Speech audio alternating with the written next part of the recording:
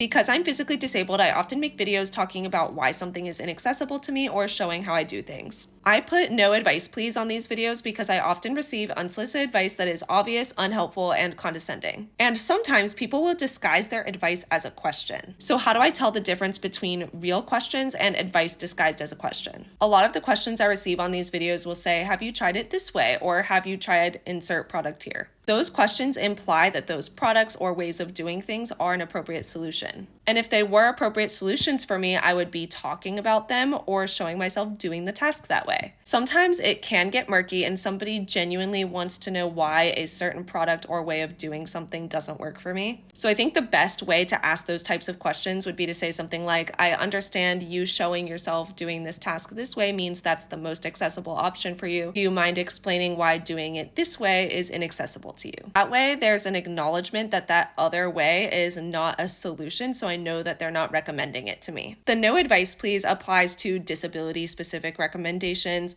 but a lot of people will ask if I am open to receiving just general product recommendations, like clothing I might like, perfume I might like, etc.